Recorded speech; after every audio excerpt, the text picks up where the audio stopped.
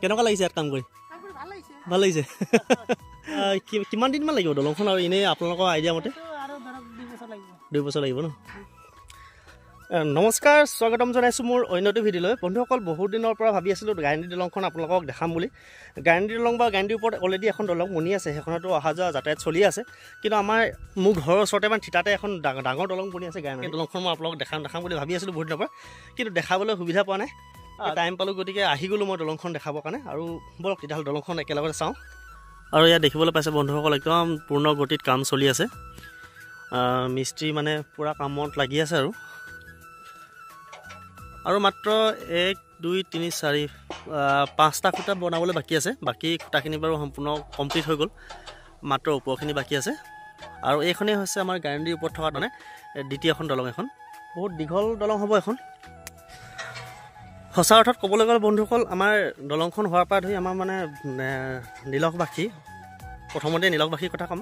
নিলখবাসী মানে বহুতেই সুবিধা হ'ব, কাৰণ আমাৰ চিলাপথাৰলৈ সদায় মানে ৰেগুলাৰ অহা যোৱা হৈ থাকে। মানুহৰ বজাৰ কৰিবলৈ হ'লে আমি চিলাপথাৰ যাবলগীয়া হয়। গতিকে বাৰিষা কালততো যাবলৈ বহুতেই প্ৰব্লেম হয়, কাৰণ নদীত পূৰা পানী থাকে, যাবলৈ অকণ অসুবিধা হয়।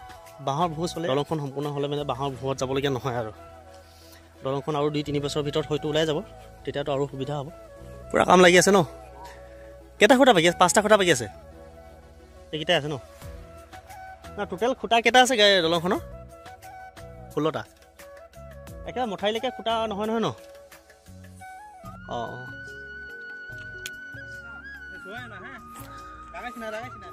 সেইফালে গোটেইখিনি হৈ গ'ল ন? এইকেইটা 5টা বাকী আছে, মানে 11টা বনা হৈ গ'ল।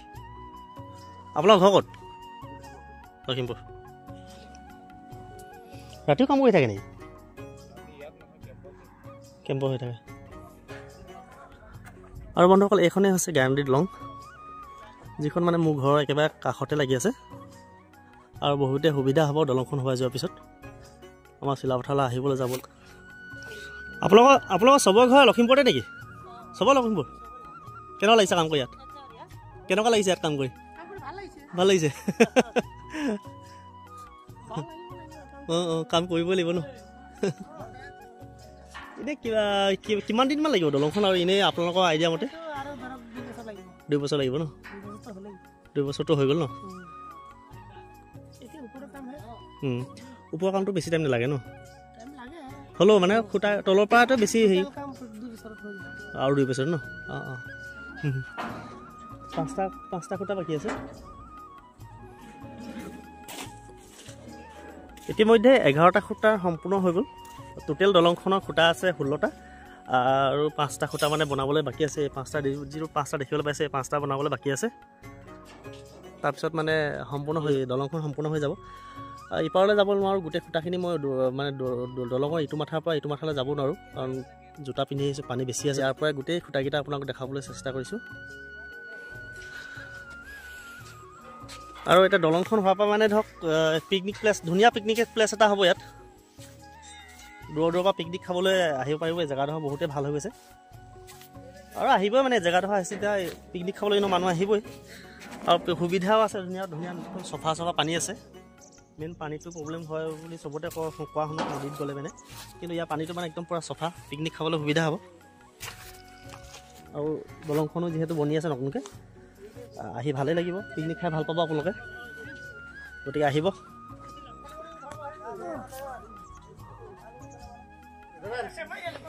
আচ্ছা, লাগক দেই। আহিছোঁ।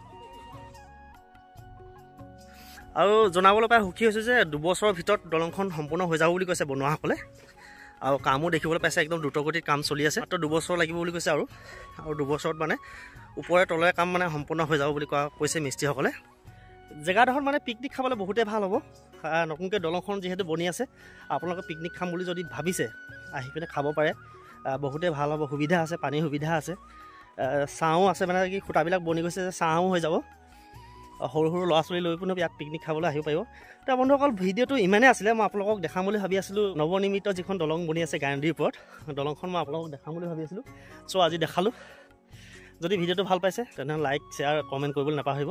আৰু নতুনকৈ যদি মোৰ চেনেলটোলৈ আহিছে, চেনেলটো প্লিজ ছাবস্ক্ৰাইব কৰি দিব। তেতিয়াহ'লে আহিছোঁ, বাই বাই।